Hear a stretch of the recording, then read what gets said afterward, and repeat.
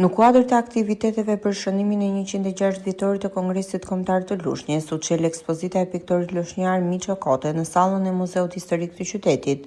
Ekspozita sjell për publikun 25 piktura, kryesisht peizazhe të kompozuara dhe natyrë të qetë, frymëzuara nga bukuritë e Divjakës dhe Parkut Kombëtar. Punimet pasqyrojnë ngjyrat, qetësinë dhe harmoninë e natyrës mysheqare. Miço Kote, mësues vizatimi dhe piktor nga Mysheqeja, është pjesë e ekspozitave të ndryshme që prej vitit 1977, duke dhënë një kontribut të çmuar në artin pamor vendas.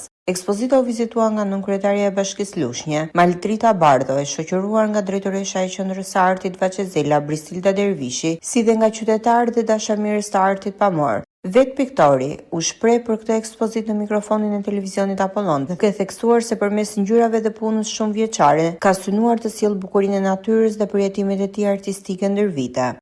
Unë marr pjesë në për ekspozita që nga viti 1977, por ekspozitë personale është e treta.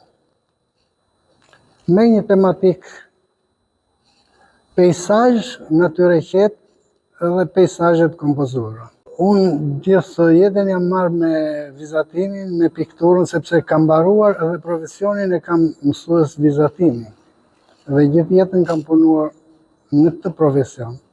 Kështu që kam lëvruar edhe pikturën. A është bukur të hedhësh penelin në kanavac me mendimin e brendshëm të një piktori që zgjon ndjenjën e dikujt?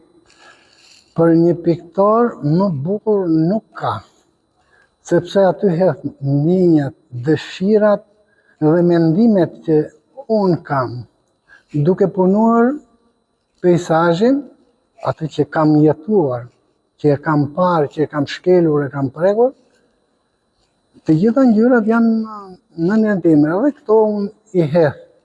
Aty pastaj realizohet edhe ajo pjesa e kënaqësisë time. Asnjëherë nuk jam mbështetur se do bëj piktura për të bërë ekonomi. Të gjitha i kam bërë për qef. Kam momente nga Divjaka, sepse në Divjak kam filluar punën për herë të parë në 73-shin, edhe nga ai moment Divjakën gjithmonë e kam pikturuar. Po shumë punë kanë ikur, i kanë marrë, i kanë kërkuar, kështu që pak kanë ngelur nga ato. Dhe një pjesë të tyre unë e paraqita sot në këtë ekspozitë.